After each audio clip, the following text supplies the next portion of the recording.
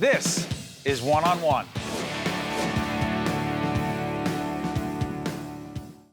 Steve Adubato on location at the Healthcare Foundation in New Jersey. We're pleased to be joined by Dr. Ivan Lamourt, who is Assistant Headmaster, St. Benedict's Preparatory School in beautiful Brick City, Newark, New Jersey. Good to see you, Ivan. It's good to see you too, Steve. We've known each other a long time.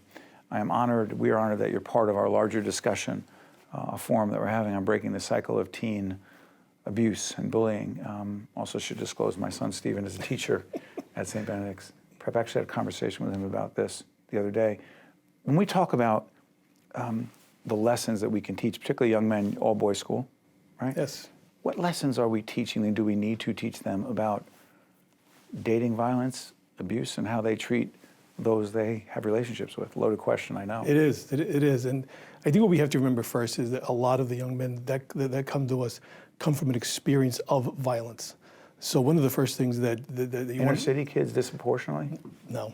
This is across the board. One of the myths of this kind of violence is that it's only happening in inner cities. It isn't. It's happening all over our country. And part of working with young men is teaching them how to have empathy and how to be vulnerable, which is very, very difficult. That's a learned thing? You can teach empathy. We're only born with a certain amount of genes that actually help us with empathy, but you can actually teach it. And people can grow in their ability to be empathetic towards each other. But if I've been raised in this very traumatic sort of environment, of course I'm going to act that out.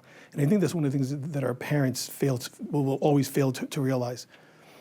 They teach their kids how to act every single day. So a lot of times when kids come from these homes that are broken, or where there's divorce, where there's substance abuse, it's no shock that then they'll begin to struggle with those same issues.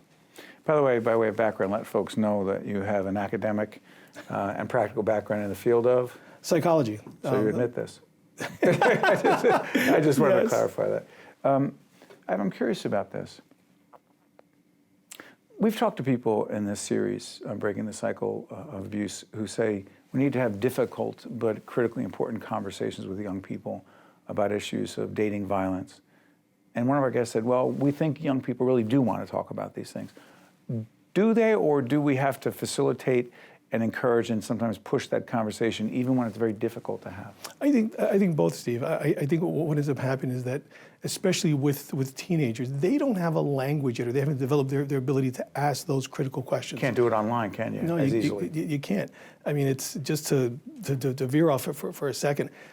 The whole issue with cell phones and technology is so disconnecting. Disconnecting? Yes. Ivan, what do you mean? Our ability to be able to be empathetic starts right here. Me being able to look at you and to feel you and to connect with you on a human level. I can't do that via the phone, via FaceTime. It's not going to happen. So therefore, it makes it easier. A lot of bullies and a lot of people who harass, it's easier to hide. So I can engage in that, and you'll never know who I am, or I won't fear that there's any kind of retribution. How do we break that down? You know, how do we get through that? I think the first step is a very difficult step. Parents love to give teenagers phones for control. Control? Sure. I would argue for our 14 and 16-year-old boys that it was for safety. What kind of safety? I need to reach out. There's a situation. We can reach them. They can reach us. That's your fear. That's the parents' fear. What we know is this: one of the interesting things about happiness and being safe is that if early on you have mastery, now you're able to kind of accomplish this task. So helping kids master difficult situations prior to getting into them, learning how to talk to people, learning how to connect with people, learning how to work their way out of a difficult situation without using their hands or without using violence. And that's not taught.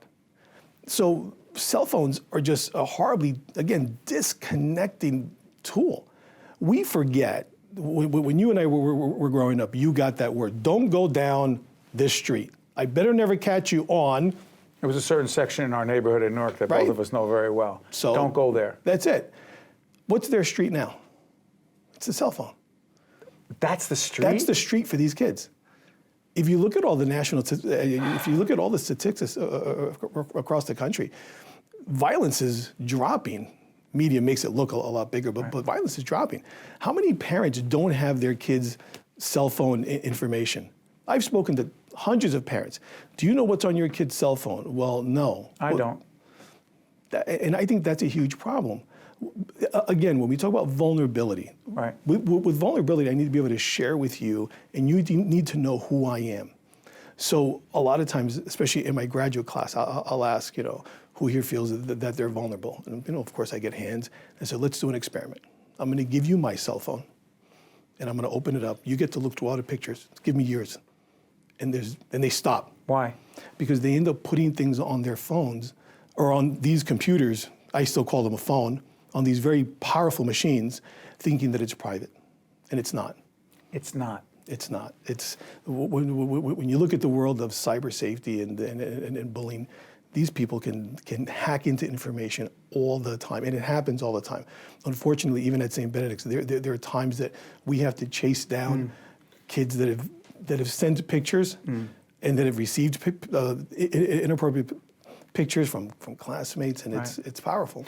In the time we have left, it's interesting. By the way, I made a reference before. I want to clarify. I said you were talking about a dangerous street. I made reference to the neighborhood in Newark. Could be any community. I don't want to disparage my brothers and sisters in my home city, Brick City, Newark.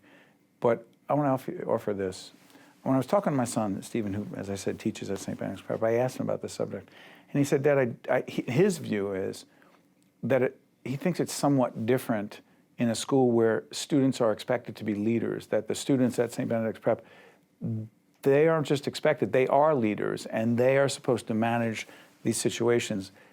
To what extent do they have the skill set to do what it is we're talking about with other boys, other men? You have to teach that skill set, and you have to be willing to allow them to fail. You have to be willing to allow them to engage in this process. They're not going to get it right every time. And that's where, as a parent and as an adult, I can't just jump in there and fix it for them. I have to help them manage it. And that's the fun part. It's also scary. It is. It is. As a parent, you don't want to just let your kid out, so you're going to control. But when you look, Steve, when you look at this issue where 30% of kids that start college don't finish, don't go back their 30%. Sophomore year, there's a reason for that. Ivan's going to be part of a larger conversation that we're having, Dr. Ivan Lamourt from St. Benedict's Preparatory School in Newark, on breaking the cycle of abuse and teen bullying as well here at the Healthcare Foundation. Thank you, Ivan. You're welcome. Well done. Thank you. Thanks, Steve.